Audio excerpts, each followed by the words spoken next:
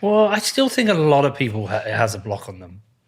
It's a weird thing. It's like there is this line that you have to get over, and we all have it. I mean, I don't know about you, Danny. I mean, the first time I heard about Bitcoin, I was very early. Like I read about it online, and I just paid no attention to it.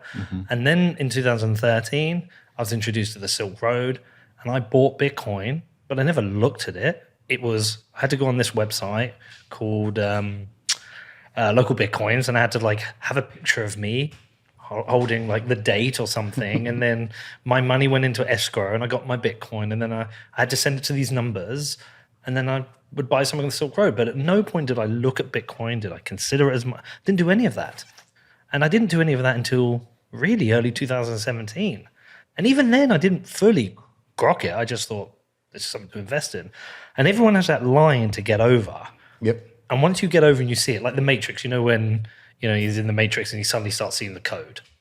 You start to get it. You're like, oh, this all makes sense now. I'm in. But like everyone has it. I mean, you probably have a story, don't you? Well, the first time I heard about it was like, I don't know when it was exactly, but it had been 2011, 2012 when I was DJing and like people were buying drugs with it. I was like, that sounds sketchy as fuck. and then it was 2016. And I like you say, I didn't get it at first. I just bought it because it was going up. Like, so you asked me if I was a gold bug, right? Yeah. So the first time I heard about Bitcoin was after 2009. So I was at Merrill in 2009, right? Okay. So I went through the collapse of Merrill. I can write a book just about that that period of time, which was insane. I remember like going on a Friday home and my boss just calling me back, like, come back to the bank because we're going to be sold this week. And Merrill, is broke and we have to find a solution. We have to reprice all your books. And that weekend was insane. That's a famous weekend where Merrill was sold to Bank of America, right, on a prearranged deal.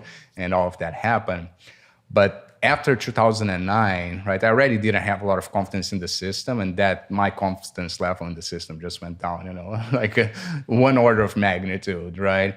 And I remember at the time there was this guy that I used to read a lot who was a gold bug, John Malden. Okay. And John Malden had, something that he called Thoughts from the Frontline. He published a newsletter. He published, I don't remember if it was every week or every month, but I love his newsletter because it started by going out and saying about the different things about the government, why government spending is a problem, right? And he was a gold bug. His solution initially was gold.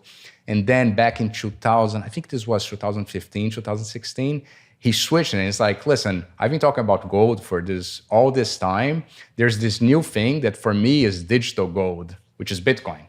And I have heard about Bitcoin before, like on the tech side, but never really paid attention to it because I thought, like, just like you, I thought, oh, this is funny internet money. It's people, gamers use for different things.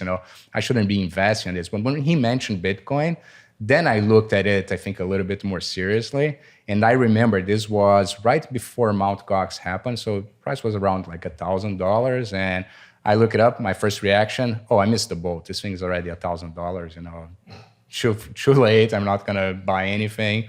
And forgot about it. And I think a few months later, Mt. Gox happened.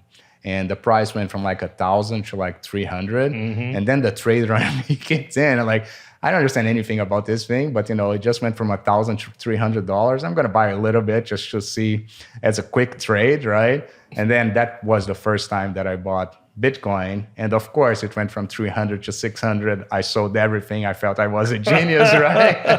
And it took me years to go back and, rebuy. So very similar to your story. I think everybody has to go through some sort of It's very rare the person that comes into Bitcoin and sees it as a monetary asset that they're going to put in their balance sheet, that they're going to hold for a long period of time. You usually have to go through these cycles because it takes time for the real understanding to kick in, yeah. right? I mean, I think it genuinely takes years to really get it. Definitely. I don't think when I was buying it in early 2017, I bought a few Bitcoin in early 2017. I didn't really know what I was buying because if I had, I would have bought a lot more. I had the capital to do it. And I think,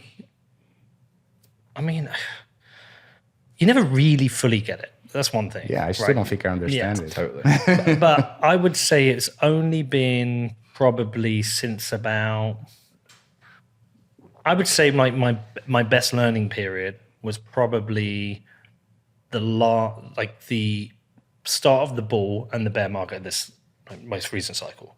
So from about 2020. And that's after 3 years of doing a podcast, when things started to click from the outside world into the Bitcoin world and vice versa, which, by the way, is why this interview is really important, because a lot of the conversations me and Danny are having now are about capital allocation, long-term investment, thinking about where we should be putting our sats, how we use them. So, but I do think it takes people a long time. And I also have got this theory that there's never a time when you buy Bitcoin and at the time you're buying it, it seems cheap. So No, the always 80 feels pound, expensive. the £80 Bitcoin I bought, my first one, I spent £80 for some numbers on the screen. I was like, this is expensive. Yep. And when I was buying it for £600 at the start of 2017, felt expensive. Even when it dropped from $69,000 to $15,500, it felt expensive. Yep. Today, every single Bitcoin purchase feels expensive, which I think is a good thing, by the way. But there's no point I'm like, it's cheap today. Yeah, and we can talk a little bit about how to price Bitcoin, and how do you know if the price you're getting is expensive or cheap, right?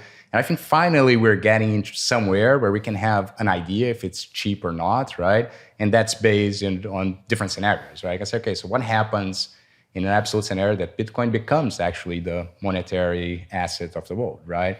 I personally think it's the best monetary fuel cell that was ever invented by a human being, right? Everything else deteriorates with time. Bitcoin doesn't deteriorate with time. So you do your work, I always get the example of my father. My father is a doctor, right? So remember him working, saving a little bit of money at the end of the month, right? And then putting on checking account, on savings account, when he accumulated a little bit more, he would buy, a small apartment maybe, right, as a saving. But he always struggled. And then he had to get into stocks and bonds and where do I put my money? Because you're always swimming against the current, right? If you stay soft, if you just left the money sitting on his checking account, right, that he knew, again, by being a Brazilian, that value, maybe not overnight, maybe not in 1 year, but in 10 years, that money's pretty much gone. In 20 years, it's 100% gone for sure, right? Well, listen, when I was just out in Buenos Aires, I was making my film.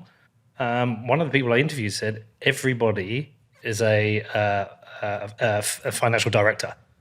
Everybody. So we went to dinner, there were 6 of them, and they were all explaining about 30% of their time is where do they put their money? Planning. Yeah, financial planning. Where do I put my money? What do I buy? Do I buy dollars? How do I get those dollars? Do I buy stock?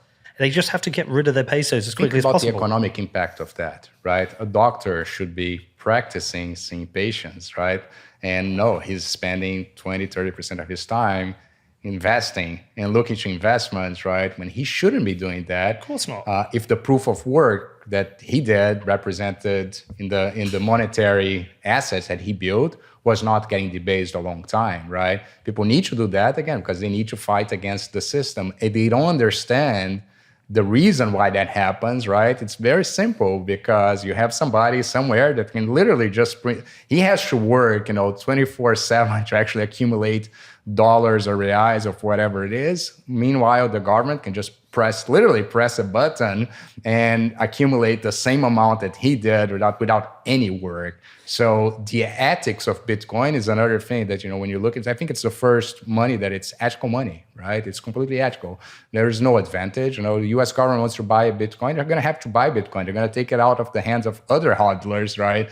To actually accumulate it, unless they confiscate, which is a problem, right? But if they want to accumulate, by the traditional ways, they can mine like other miners. They can compete for the Bitcoins, but it's a fair system to get exposure to it. Well, right? we even had the conversation this morning. So me and Danny were talking about that naturally with the podcast, we have sponsors. During a bull market, we have more. During a bear market, we have less.